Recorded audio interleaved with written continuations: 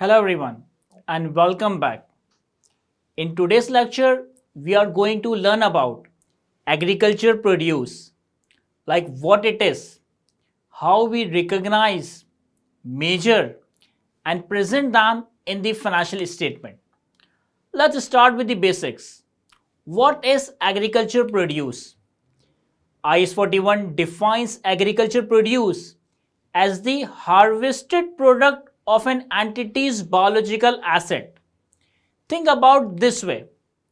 When a farmer picks apples from a tree, milks the cow, or harvests wheat from the field, all of these are considered agriculture produce. Now, here is something important to understand. When do we recognize agriculture produce? We recognize agriculture produce at the point of harvest, that is, the moment it is detached from the biological asset. For example, you have an apple tree. Until the apples are hanging on the branches, they are part of the biological asset, that is the apple tree. But the moment you pick those apples, they are no longer part of the biological asset. They are now agriculture produce. The same applies to milk.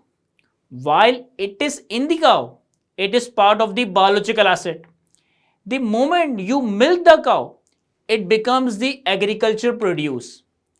So harvest is the key point where the classification changes. You de-recognize the biological asset and recognize the produce. Now, when we talk about agriculture produce, it is important to know when it stops being treated as produce under IAS 41 and when it transitions into inventories under IAS 2. Agriculture produce is de-recognized when it enters into trading activities or production process as part of an integrated agri-business. Let me explain this with an example. Imagine a dairy farm producing milk. The milk is treated as agriculture produce when it is first harvested, which in this case means collected from the cows. However, the moment the farmer takes that milk and starts processing it into cheese or yogurt, it is no longer considered as agriculture produce. Instead, it becomes part of the production process, and from that point onwards, we stop accounting for it under IAS 41 and start treating it as inventories under IAS 2. But you need to be careful here because all processing does not count as a significant transformation. Minor processing that does not alter the produce significantly is not counted as processing and is still treated as agriculture produce. For instance, let's say you have a walnut farm. You pick the nuts from the trees and to prepare them for sale, you let them dry. Now, drying the nuts is not a significant transformation. It is just part of a normal preparation process. So even after drying, the walnuts are still considered agriculture produce under IAS 41 until you either sell them or process them further into something else like nut butter. The moment these walnuts are grinded into nut butter, they stop being agriculture produce and become inventories, which we then measure under IAS 2. To put it simply, agriculture produce remains under IAS 41 as long as it is raw and unprocessed or has undergone only minor changes. Once it undergoes significant processing or enters the trading stage, it is no longer agriculture produce. It becomes inventories under IAS 2. Now, let's talk about how to measure agriculture produce. Just like biological assets, agriculture produce is measured at fair value less cost to sell at the point of harvest. and the change in fair value is recognized as income or expense in the profit and loss. For example, if you harvest 1000 kilogram of wheat and the fair value per kilogram is $2, then total fair value is $2000. That is 1000 kilograms multiplied by fair value of $2 per kilogram. Now, let's say selling cost including transportation and packaging are $50.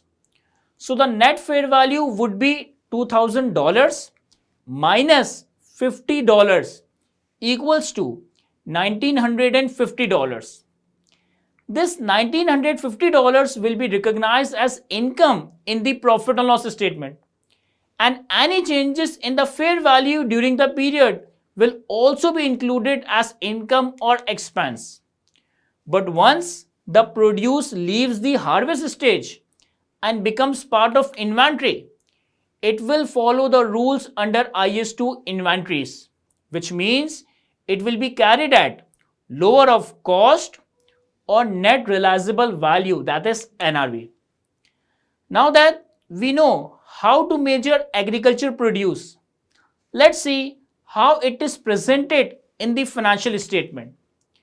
In most cases, agriculture produce is grouped under inventories on the statement of financial position, but you need to disclose it separately, either directly on the balance sheet or in the notes to the financial statement.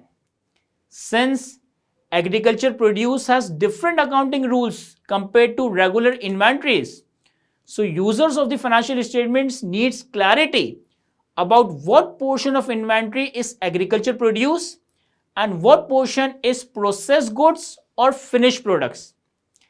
As you can see, the guidance relating to agriculture produce is much simpler than for the biological assets.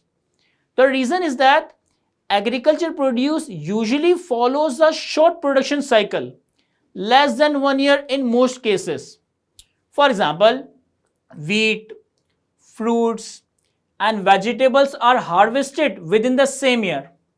So there is no need to track biological growth or physical changes over multiple periods.